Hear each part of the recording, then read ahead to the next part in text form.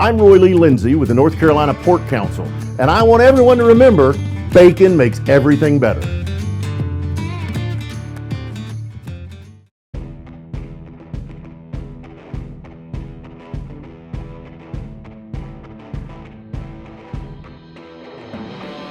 Our next guest was the Southern Conference Coach of the Year in 2020, while he was a very successful head coach at East Tennessee State University. And just 2 years ago, in 2022, he was the Atlantic Coast Conference Coach of the Year while leading Wake Forest University to a 25-win season and the Demon Deacons' highest finish in the ACC standings since 2009. A native of the very small town of Lone Tree, Iowa, Steve Forbes was an incredibly successful junior college head coach, including a little more than a decade ago, back-to-back appearances in the junior college national championship game during his 2 seasons as the head coach at Northwest Florida State College. Now midway through his 4th season at Wake Forest, Coach Forbes has the Deacons off to a 12-5 start that has included impressive home victories over Florida, Miami, Virginia Tech, Virginia, and Rutgers, plus an ACC road win at Boston College. Last time he was with us, we asked him about his wife, Janetta, who suffered a stroke last summer and has been going through a lot of rehab and treatment since then. So, Coach Forbes, as we welcome you back to the David Glenn Show and the North Carolina Sports Network, we always say, how are you? And we want to know how you are, but also how's Janetta doing? Well, David, thanks for having me. You caught me on a tough day after a tough loss on the road last night, but, I told you I'm a big boy. I can handle it. My wife is frustrated, to be honest. She January 8th was the 5th month. I think she's doing outstanding, but she can't walk on her own yet. And she just, I think like any person, she wants it all back now, and she's just, it's just going to take more time. And, you can use a walker and a cane, and she's done remarkable from where she came from in August, but she's still got a ways to go. And so, I'm supporting her. I think she's doing awesome, but I think we've kind of hit the wall a little bit. Life can be tricky, Coach. In my case, my beloved dog recently died, so I might not have some of the same. I almost have to manufacture some of the joy, and I love talking about basketball, and I'm fascinated by you and your story. But how do you kind of put a wall between whatever's going on at home, good, bad? I know you guys have 3 kids as well, versus kind of flicking that switch and knowing whether you had a good day or a bad day, Janetta had a good day or a bad day. You got a bunch of young men looking for you to lead them. It's a good question. The first 42 days we were in the hospital, pretty much in Pensacola and Atlanta. So I wasn't here a lot, maybe here 4 days. I was with her the whole time. But I got back, we all got back September 22nd, and we were just getting ready to start practice. And honestly, the first month it was very overwhelming, just to not only, have practice and be with the guys, but, taking care of Janetta here at home on my own. It was a lot. And now she's gradually gained, independence, and that's been great. And that, and it's helped me a lot too. But I think one of the biggest things I've had to change, I just can't drag the drama home, and I've been very conscientious of that in the past. I'm sure she's been my sounding board after a rough day at work, but just can't do it, and so this morning when I got up, I was real quiet, and I went to my office I don't usually use my office a whole lot, but I've been spending a little more time in there so I could decompress, before going out to face the day. For those who don't know, Coach Forbes and Janetta have truly been together a long time. I've seen Coach quoted as saying, or maybe I saw Janetta quoted as saying, we did not have 2 nickels to rub together way back in the day. Hey, Coach, what's the best way to describe to outsiders your childhood hometown of Lone Tree, Iowa, population 1,300 or so? I call it the best of both worlds. What does that mean? Well, I graduated with 32 people. We had 99 kids in our 9 through 12. I played 4 sports. I was in band. I was in choir. I was in drama. And I grew up 10 miles from Iowa City. So I was about 10 miles from the University of Iowa's campus every day. And so I really truthfully had the best of both worlds. I could do everything in my hometown. When the sun came up, you went outside and played. You didn't worry. You played all over town. You played all day long till the lights flickered for the house to run home. One stop sign in our house, or I'm sorry, in our town. No police, no town. The county cop came through a couple times a day. And so I don't think it could have probably been any better, to be honest, to have, such a great an unbelievable upbringing in the community and being right next door during a time when Lute Olson was the coach at Iowa, Hayden Fry came to Iowa, Dan Gable, wrestling, Vivian Stringer, women's basketball. It was just a great time to be in that area. Coach, I was a lousy basketball player, like maxed out in middle school, but I did pitch, not for my university, but in baseball, I was a left-handed pitcher, and you get invited back every year. If you're a lefty, you can get the ball over the plate, as you know. So I bring this up because among the many facets of your story that just fascinates me is that you were a college baseball player at your alma mater, Southern Arkansas. What can you tell us? How did your relationships with baseball and basketball evolve such that a college baseball player ends up a college basketball coach? I think it comes back again to my upbringing. I played 4 sports, and so I was very fortunate to be a first-team All-State football player, wide receiver. We won the state championship my senior year in high school, which that's something I'll never forget. I was an All-State basketball player. And in Iowa, you don't have baseball in the spring. It's in the summer because of the weather. So I ran track, and I went to state and track for 4 years. I went to state from my freshman year to my senior year. My brother had the state record in the 100 for a long time. And then I played baseball in the summer, in high school. And I started playing varsity when I was in the 8th grade, pitcher. And so I went to college to play basketball. But my junior college coach left my freshman year. And so one day I was just messing around, throwing in the gym, and the baseball coach saw me. He goes, "Wait a minute, don't pitch." And so I went right on the spring trip. They just took me, and then I played both from there on out. Till my senior year, when I transferred my senior year to Southern Arkansas just to play baseball. And the reason why I just didn't have a great experience playing both at Grandview College in Des Moines, and I just felt like if I was going to play baseball year round, I might as well play where it's warm. And so Southern Arkansas was a year-round, weather. It was a great place to go to school. I met my wife there, and we went 47-3 my senior year. I went to the World Series, got third, and had a wonderful experience. Had 7 teammates drafted. I didn't get drafted. I threw about 87, 88. Not major league, but pretty good college pitcher. It is good at those times. Now, I will say this. I write left-handed. That's the only thing I do left-handed. I wish if I'd have been a lefty pitcher, you might not know me. Yeah, right. Or maybe I'd be rooting for you on TV or something. I'm weird that way, too. I play golf right-handed. I play hockey right-handed, but I do write left-handed. But baseball got me in the door. It's weird how that works. I did not want to be a college baseball coach, but I wanted to be a college basketball coach. Kind of made that decision my senior year. I was majoring in history, political science, was going to go to law school. And I didn't love it. I wanted to coach. I love basketball. So what ended up getting me the job at Southwestern Community College was me being able to do both, being a good college baseball player and basketball player. I tried to get a GA job in basketball. I sent out 200 letters. I got 199 rejection letters. I got one interview at Nebraska, Omaha.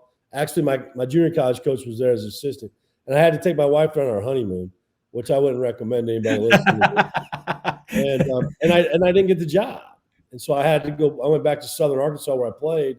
I was the SID for 1 year, and made $6,000, no benefits. My wife taught, and then I got very fortunate that next year to be named the assistant basketball coach at Southwestern Community College in Iowa. And that's where I started. Steve Forbes, Wake Forest, just joining us today on the David Glenn Show. I remembered that sports information director part of your background, too. That's probably one of the many reasons you're so popular with everybody that I know in the media says nice things about you and your kindness and your approachability. You know how we as writers, and that's my roots before broadcasting, we're always looking for like a symbolic story to illustrate something. Mm-hmm. Is there anything from your well-traveled nomadic world as a JUCO community college coach that would illustrate a contrast? I mean, I've seen the Shaw Basketball Center. I know you guys stay in nice hotels. Yeah. I imagine nice airplanes and just sort of much more luxurious lifestyle. How do you compare and contrast that? Because I know in the 1990s, you and Janetta were not living a luxurious lifestyle, or your players. Actually, when I was SID, we lived in a one-room cabin with no heat. One of the donors let us live in it. We just had a fireplace. Wow. So it was out in the pasture where there was some cattle, but it was free.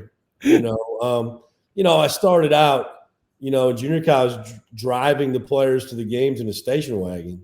I don't even know if our guys would know what a station wagon really is. We graduated to vans, and then we got an old school bus my last year at Southwestern. It really made me who I am. I had to learn. I learned the hard way. I just learned by experience, and I just got out there and worked and recruited. I drove all over the country. I mean, I drove from Kansas to Myrtle Beach to New York City to Baltimore to home. I did this a lot, and we'd go at Christmas time to my parents in Iowa. Then when the next day we'd drive to Louisiana to my wife's parents. So I'd drop the wife and kids off, and I'd just start recruiting. I remember one time I think I was in 14 states in 7 days or something like that. Sleeping in rest stops in my car because I couldn't afford a hotel. Taking a loan at the bank so I could do some recruiting and then paying it off at working basketball camps. I don't know. Those are things that kind of come to my mind that you didn't think much of it at the time. I wanted to really be good at it. I wanted to coach in college. I did not want to coach in high school. Nothing against it. I just didn't want to do it. I had to go out and work. And that was the way. That's how I got to where I'm at. And a lot of people ask me, how do you get jobs? I'm like, well, just do a good job with the one you have, and somebody will take notice. And I've been fortunate to have that happen. It's been cool these 4 years at Wake. You just have this down-to-earth personality. You happen to look a little bit like a former neighbor of mine. And even though you don't see me at your press conferences or whatever, you just have this real easy way, not just with me, but I know with a lot of others, where you just kind of pick up conversations as if we were old friends or whatever. And I just respect the heck out of that. I don't know if ACC fans know the really cool nature of, I don't know exactly who you call your mentors, but I know you worked for Porter Moser, who's now the head coach of a top 15 team at Oklahoma. Bruce Pearl, now the head coach of a top 15 team at Auburn. Greg Marshall obviously was famous for his success at Winthrop and Wichita State. What have you tried to either absorb from those guys? Are you more like some of those than the other? Because that's part of who you are also. I think the greatest thing about learning is learning what to do and what not to do. And then also figuring out what fits your personality and what doesn't. And you hit the nail on the head. I've been fortunate to work for 3 Final Four coaches and Billy Gillespie, who was the Big 12 Coach of the Year when I was there as well. And so I think just bits and pieces of a lot of things, where I was able to, write it down, take it in, absorb it. And then here's the thing about adversity. We got fired at Tennessee when I was in year 22, and I told my wife, I said, well, we're pretty lucky. And she said, what do you mean? She said, well, I said, it took 22 years to get fired. I mean, that's not that. That's a while, but the opportunity was I was able to go to Northwest Florida and coach basketball still, and be the head coach. After I had 9 years in JUCO, then I had all those years in Division I, and I had learned from all those people. And I hadn't been with Greg yet, but I was able to apply it, to being the head coach of Northwest Florida. And I was a heck of a lot better head coach in Northwest Florida than I was at Barton County, 20-some years earlier, or however long it was. And so, I was very fortunate and I've been very fortunate to have great teachers, mentors. I have a lot of mentors that are older than me that not Division I coaches, guys that have forgotten more than I'll ever know, and some of them unfortunately have passed away. But I learned real quickly a couple things from Ron Clinton, who's passed away, and he was my AD at Southwest Community College. Keep it simple, stupid. And more is less, and less is more. And I think sometimes we try to overcomplicate things. So I try to keep it simple and stick to what I believe in and our core values and our identity. And so all those things, like you said, I was with Porter at Illinois State. I was with Greg at Wichita State. We went 35-1 my first year, 30-4 my second year. I was with Coach Pearl for at Tennessee. We went to the Elite Eight, won the league for the first time in 40-some years. And he's doing awesome at Auburn. And so I've been really lucky. In sports, we talk a lot about impact players who make a positive difference. When it comes to our state's economy, the North Carolina pork industry is a true MVP. Each year, the pork industry plays an important role in supporting rural communities across our state. It contributes more than $10 billion a year to the North Carolina economy and supports more than 44,000 jobs. Learn more about their positive impact at ncpork.org. The North Carolina Pork Council, the foundational partner of the North Carolina Sports Network. Wake Forest coach Steve Forbes is joining us on the David Glenn Show. It was about a year ago, Coach, that then Syracuse coach Jim Boeheim actually apologized to you publicly. And I've known him for quite a while. He's a piece of work. I mean, he's one of a kind. Usually friendly and accommodating, but there's that 10% factor with Coach Boeheim that scares the bejesus out of me, even though I enjoy him the 90% of the time. So he has to publicly apologize to you after falsely suggesting that, quote, Wake Forest was one of those ACC schools buying players through name, image, likeness money. At least outwardly, you handled that, I thought, in a very even-keeled manner, just kind of matter of fact. It's 100% false. To his credit, he did apologize. I don't know if he called you personally, but he publicly apologized. My question really, share whatever you can about that. Yeah. But fast forward a year, I wonder, as I read, Mr. Shaw commits a new $500 million to support Wake Forest. Not 500. I'm sorry, a new $5 million. Thank you, Coach. That's like a turnover for me. A new $5 million, and I'm thinking, if I'm Coach Forbes, I want to redirect some of this generosity. I know that the rules have changed with NIL, and it's very confusing what the school is allowed to do versus what a third party is allowed to do. But just what can you share about that whole dynamic? Yeah. I might say to Mitch Shaw, hey, how about $3 million over here and $2 million that I get, or somebody gets. I know you're not allowed to do it, I guess, but somebody gets to divvy up among the guys in my locker room. Well, first of all, back to the thing last year, we played at Notre Dame that day and won, and I was excited and came home, and I was really sometimes I don't watch basketball, especially like right after a game, the night of. I don't remember, I was probably watching Netflix or something, and my phone started beeping or buzzing, and it was a couple of national reporters asking me if I would comment on what Jim Boeheim said, and I didn't know what they were talking about. And I actually turned my phone over because I was like, I don't want to deal with this. And then somebody kept calling me. It was midnight. It was late. Wow. And so a little before midnight, it was, so I called. I don't remember exactly who it was, but they said, well, did you hear what Jim Boeheim said about your program? And after they played at Boston College, and I said, well, no, I was at Notre Dame. So he told me to quote, and I'm like, did he seriously say that? And so I didn't want to say anything. I really didn't. I don't like that. I don't like drama. And I like Jim. I do. And so I still do. And so I called Pete Thamel, who did the interview, because I wanted it from the horse's mouth. Right. Did this really happen? How did it go down? Blah, blah, blah. Did you make, are you reading into this? Anyway, he told me what happened. I said, all right, give me 10 minutes. So I had to come up with something to say that, refuted it, but I didn't want to make him look bad either. I wasn't trying to do that. And so I put it out there, and then Coach texts me like 2 a.m.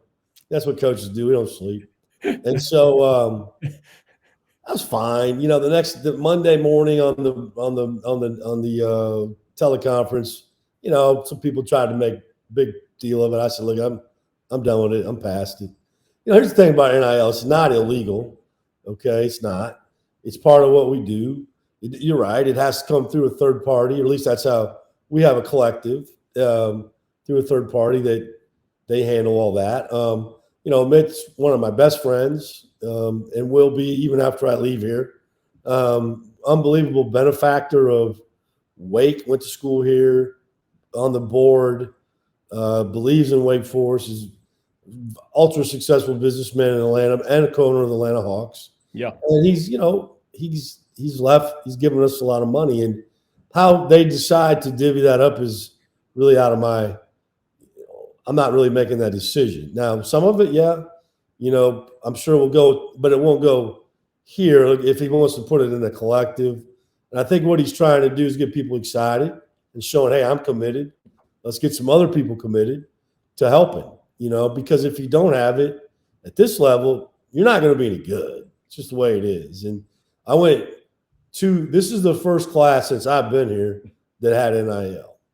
And so it's been hard, you know, so I'm excited for that. I don't know the exact number. It's not it's not 5 million, I'll tell you that. But it's something. Yeah. And hopefully other people will jump on board and, you know, continue to help raise funds for that. Because I don't personally see you frequently, I squeezed into one of your ACC tournament press conferences. I forget, maybe last year. You gave me a great answer when I asked you about, Coach, seriously, I started covering the ACC in 1987. So I've interviewed every coach basically in the two major sports since 1987, and I have a half decent memory.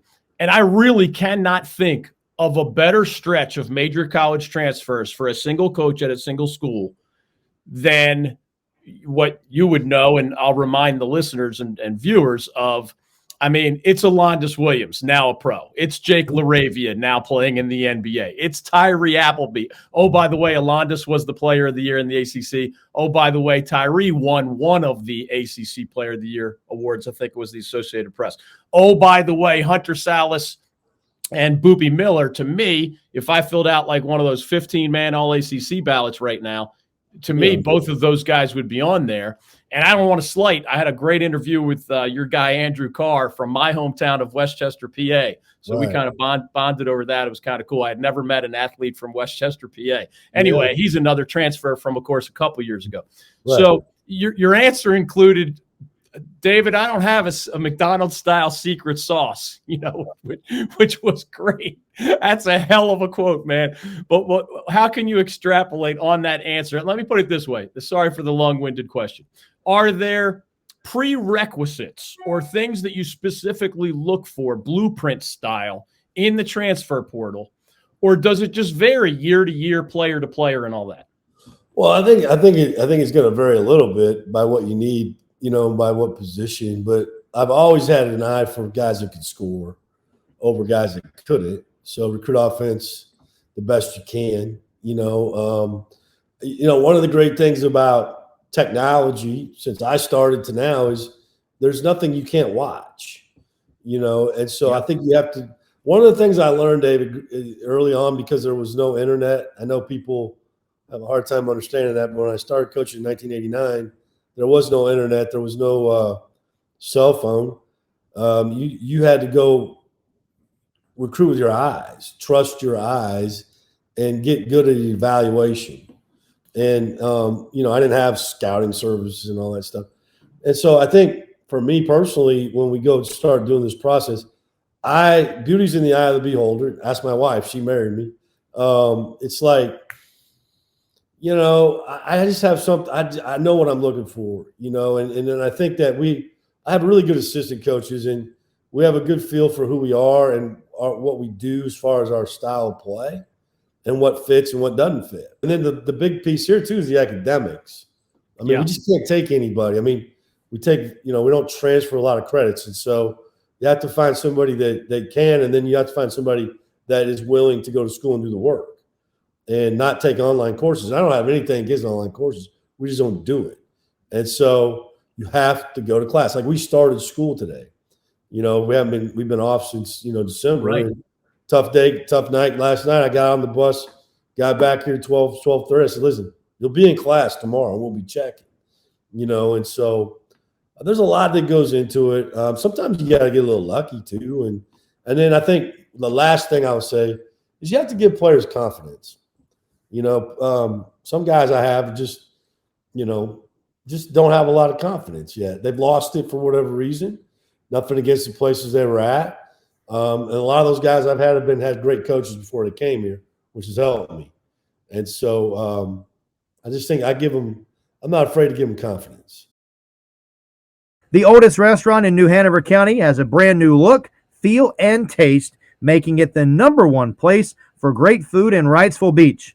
Owner Jimmy Galeese and his wife Keaton have poured their hearts and soul into the reformation of this North Carolina coastal classic restaurant, and the impact has been fantastic.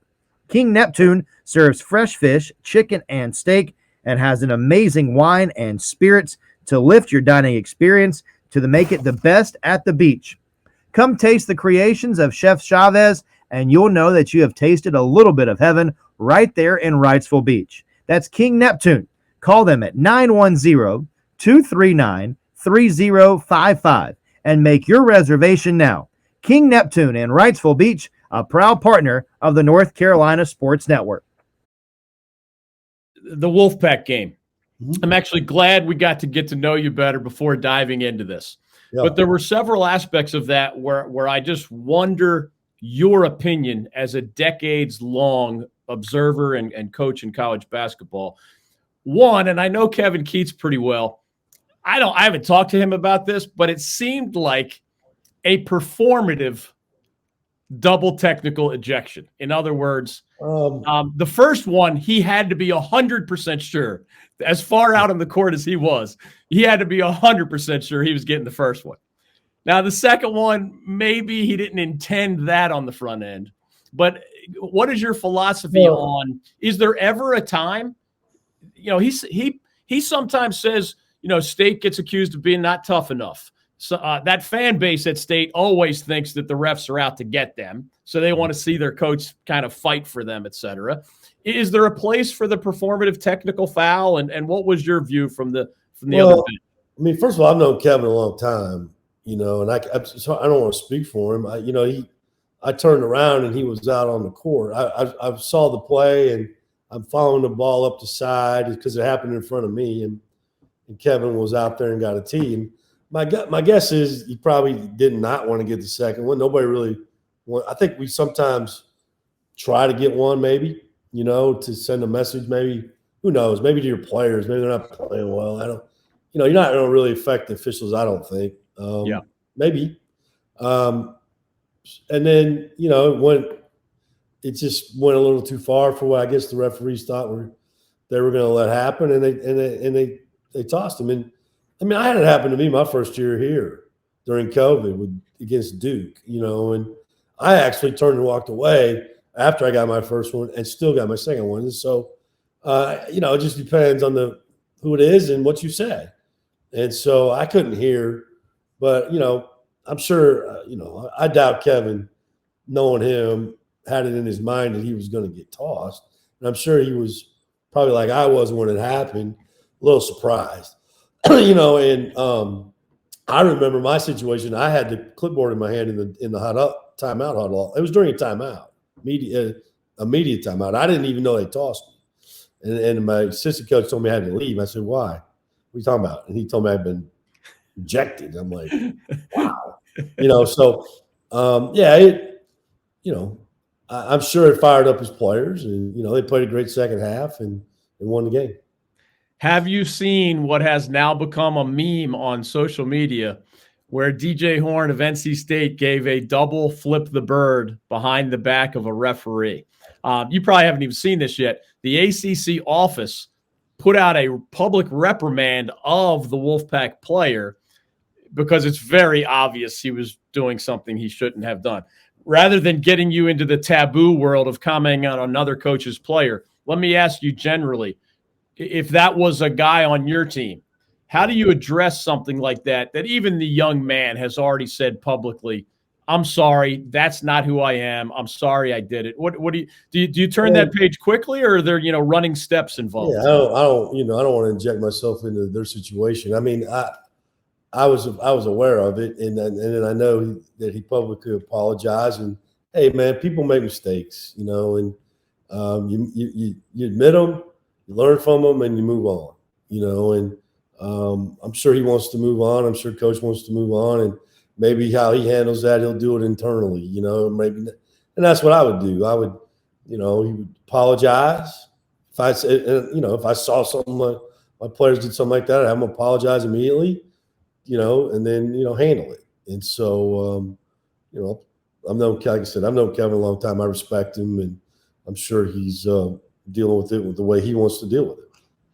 It looked like you guys might have an impressive road win. Obviously, it gets away from you in the second half. Your post-game comments included, that was the worst half of basketball that we played in my last 3 years here. You brought up composure, selfishness, not ourselves. Does a day later, I don't even know if you have a chance to see video, does scrutinizing it change your perspective at all, or did you see everything you needed to see while it was happening? Probably a little bit. You're emotional after a game. You're mad. I felt like we blew the opportunity to win the game. We led for probably 37 minutes of the game at least. I spent 3 hours watching the second half. Okay. Just the second. Wow. Yeah. And there was a lot of things in there I didn't like. Was it the worst half ever? I don't know. Debatable. Were they I don't know. Were they trying to play selfishly? No, I don't think so. I think it's just fatigue, the adversity of the game, the speed of the game, what was at stake. Maybe, game's going fast. You don't see some things, and there's a lot of teaching points in it. We didn't defend well either down the stretch. We went from I called a timeout, I think with 13 something to go. They cut it to 4, and then they went all the way to about 9 minutes and didn't score. And so we had really locked down. And then from 9 minutes to the end, they scored almost every possession, either fouling or scoring. Most of them fouls. And so, I think it's human nature, to after a game, you don't have a lot of time to think about it, cool down, I said things. I don't think I'd back off. I don't know if it was the worst ever, but it was pretty darn close. And NC State gets credit for making us play that way too. It's not, and I said that last night, it's like, listen, it's not one of those, we played terrible. Well, there's a reason, those guys played with pride, and they played hard, and they defended, and they were quick on the perimeter, and they got after our guards and made it hard. And so credit to them. One of the things I did not understand as a younger journalist was the difficulty of a player returning from injury. It's certainly not a push button process. And I don't know to what degree you have shared, some of its privacy related with Damari Monsanto, one of your great transfers that I did not mention earlier. And he's just a fun dude to watch. Not many guys of that size can stroke it from long range the way he can. Do you expect that he'll be able to help this year's team? And is there like a cutoff point where, you can't ask him to be who he is if he's not playing until February or late February? I mean, that's just his decision. That's not a decision that I would even try to make. So when he is cleared, that's something that he will and his parents will decide. Now, you got to realize how old he is. Okay, he redshirted for me in my last year at East Tennessee State. Okay, then he played a year, and then he was a freshman of the year in the league, and that was COVID. So basically, he came to me as a freshman after playing in college for 2 years. Tore his Achilles first year here, didn't play till January, February. Last year, played almost the whole season until he tore his patella at NC State, led the ACC in threes, So that's his 4th year of college. This is his 5th year. You think he's going to take 2 more? I don't think so. And so, right.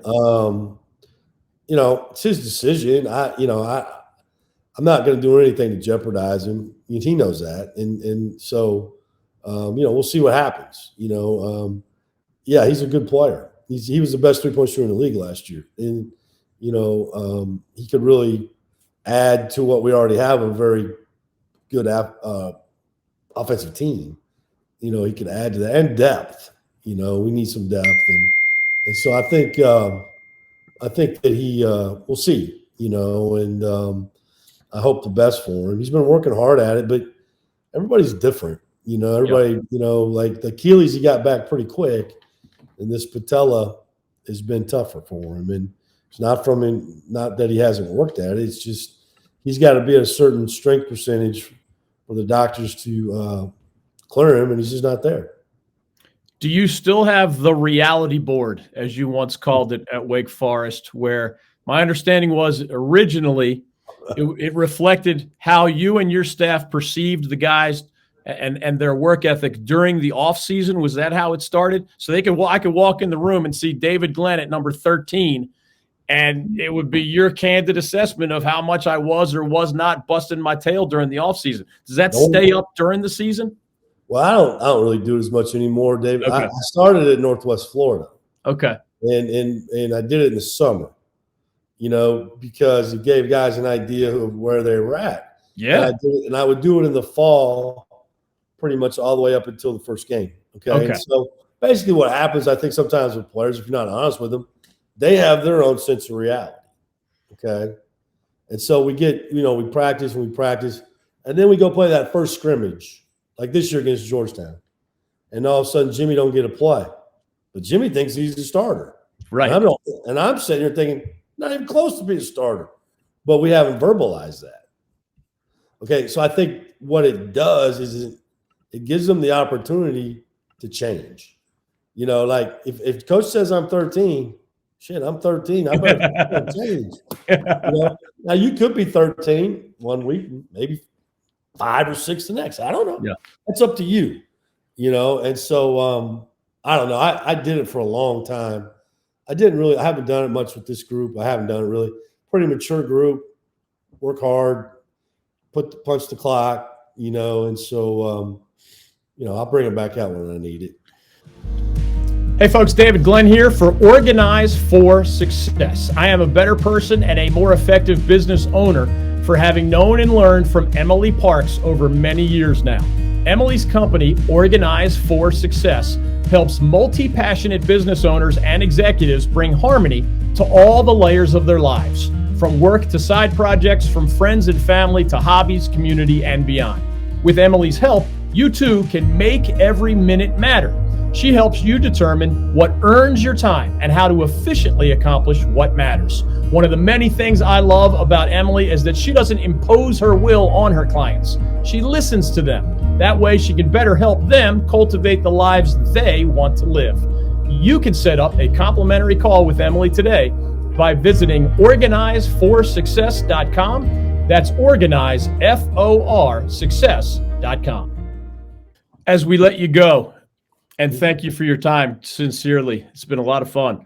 With that mature group in mind, you know that you work in a sport where, man, the definition of success really heavily involves making or not the NCAA tournament. It's just the way it works. You can accomplish all sorts of other things, but you're going to be perceived in large part based on making it or not making it. I don't want to set you up with a quote that comes back to haunt you, if something doesn't happen. I'm not here to do that. But I would love your candid assessment of, whether you think this group could be your best Wake Forest team and could be the one that lets you kick that door down here in year number 4. Well, I think this is a really good team. And I think it's a team that could beat anybody in our league, but I think it's a team that could lose anybody in our league. But I think there's probably, we have 15 teams, whatever. Not everybody's probably in that boat. Maybe not Carolina at this point. I don't know. They're playing really well. Duke's lost one. I think we're right there. It just now is a matter of winning games, and we were 4-2. We still got 14 league games left. We're not even close to being halfway through the league, and so there's a lot left on the table. And so there's a tough loss last night. Now you got to bounce back, because if you don't, then it'll turn into a 2-3 game losing streak. You can't really afford that. So I do think it's a very talented team. I like them. I like coaching them. I like being around them. And so, I think the next month and a half are going to be exciting, as we get to March. And then I think then we'll know. You can't really – these guys will predict all this stuff every day. That's fine, but it's not very accurate. And, right now, I think once you get to March, first week of March, you get a little better idea, where you're at. And so I just try to keep them focused on the next game, not being too down or too up, right? Like, it was a tough loss last night. It should hurt, and I'm sure it did. But tomorrow when we go back to work, we gotta learn from it and move on. And if we can do that and continue to do that, then I think this team does have a chance to win a lot of games. Speaking of predictions, I've known Brad Brownell, your colleague at Clemson, for a long time. And it became a tradition for us at that ACC Media Day. He would ask me what I thought of the Tigers that year, because he knew I'd covered the league for a long time. And he used to be at UNC Wilmington, not far from here, where I actually teach at the university level some sports media stuff. So we've got some cool connections, and we can be very candid with each other. I can tell you, nothing made him happier, Coach, in 14 years of my preseason predictions, then the 1 year where I said in November or whatever, October, I just don't see it this year, Coach. Like we know each other well enough. He wouldn't be mad if I said, I just don't see it, man. I don't think you have the horses. I love you as a coach, but even if, you just don't have the horses. So I forget what year it was, but you're right. Opinions or whatever. And even you're a great basketball mind. You probably wouldn't make all the predictions correctly either, right? No. It just doesn't work that way. No. But we have fun watching you, man, and you're a really fascinating guy. So thank you for the extended visit here on the David Glenn Show. I'm not supposed to root for anybody, but I say this sincerely. I've never met a Wake fan that I don't like, and that's over 30-plus years. So they're an easy fan base to just be happy when they're happy. And you seem like a coach where it's easy to be happy for you when you have success. I appreciate you having me on. They're probably not very happy with me today, but I'm looking out the front window right now. I don't see any for sale signs in my yard. Pretty much everybody knows where I live, because everybody knows I live right across the street from the school. So when I start seeing those, I'll know what time of day it is. Hey, man, I've been married for 25 years, and my popularity ebbs and flows with the lady downstairs pretty frequently. So I feel you. Thanks again, Coach. Keep up the good work. Best of luck the rest of the way. I'm at 35 years. Thank you. Appreciate Congrats. it.